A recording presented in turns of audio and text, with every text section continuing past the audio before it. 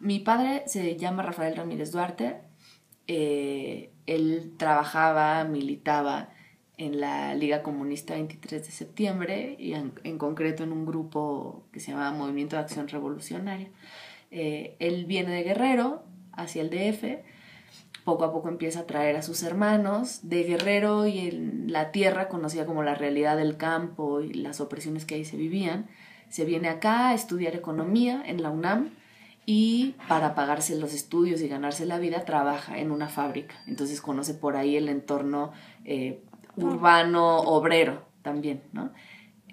Estudiando economía, que en esos años el programa era pues casi economía política, yo creo o asumo que empieza a atar cabos y dice, no, pues aquí no se puede de otra, ¿no?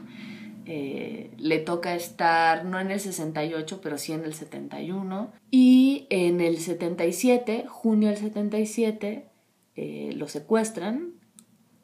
Se presume, y hay testimonios de que fueron elementos de la Brigada Blanca.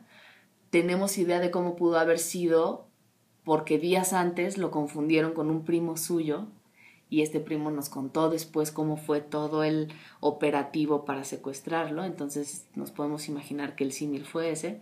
Lo secuestran, lo llevan al campo militar número 1, agarran a un buen pedazo de la familia, 5 personas llegan a estar desaparecidas en esos días en torno al caso de mi papá y de mi tío. Mi papá Rafael y mi tío Juan Miguel Juan Manuel, perdón, eran pues dos muy movidos dentro de la liga, y al desaparecerlos desaparecen también a los hermanos y a la esposa de mi tío Juan Manuel, pues para ver si tienen más información, para con torturas sacarles lo que fuera, ¿no? A uno de los hermanos más pequeños, por ejemplo, lo torturan enfrente de mi papá para ver si eso logra hacer que él dé datos, nombres, citas, etc. Después de un tiempo empiezan a salir los hermanos cuando se dan cuenta de que no tienen más información y que ya no se puede hacer más con ellos.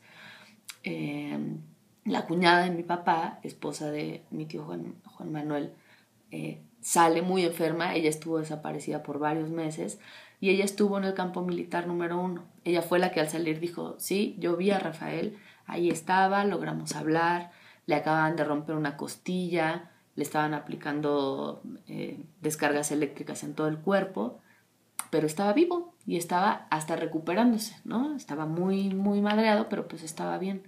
Y ese es el último testimonio que tenemos, ¿no? De la vida de mi papá. Todos los hermanos salen, la cuñada también sale, y el que no sale de ahí es mi papá, ¿no? Esa es un poco la coordenada de su desaparición. Junio del 77.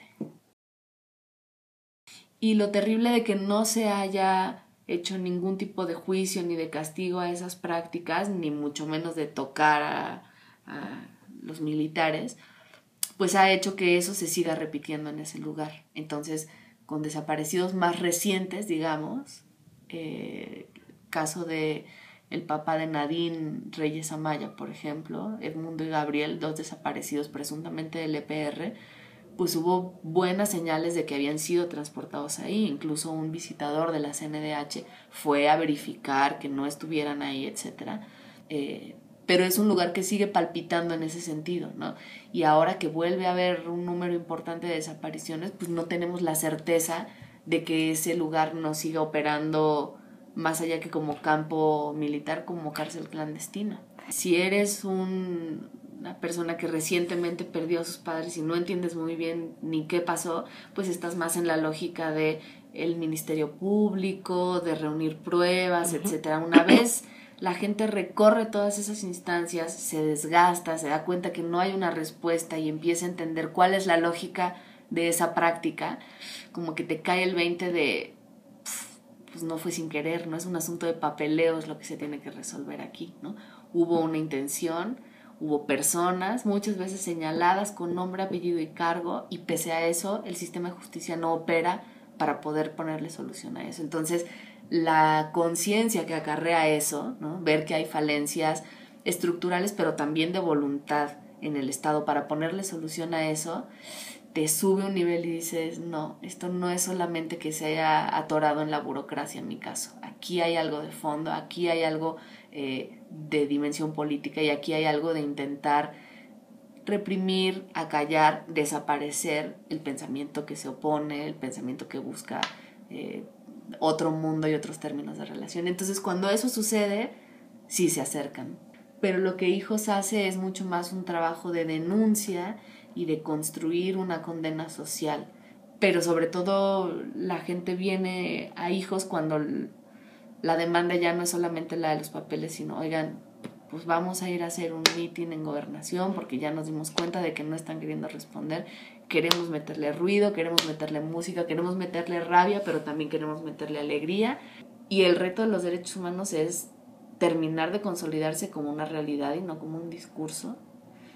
Y el reto último del espíritu de los derechos humanos en la humanidad es el de la certeza de que, por supuesto, que no todo está perdido y que de las peores circunstancias sale lo mejor de las personas, y que por supuesto que es posible y hasta viable, y está escrito, un futuro en el que no haya relaciones de poder que impliquen opresión, en el que no haya represión hacia las personas, en el que haya, carajo, un mínimo estado de derecho, ¿no? Ya que ese es el esquema que decidimos adoptar.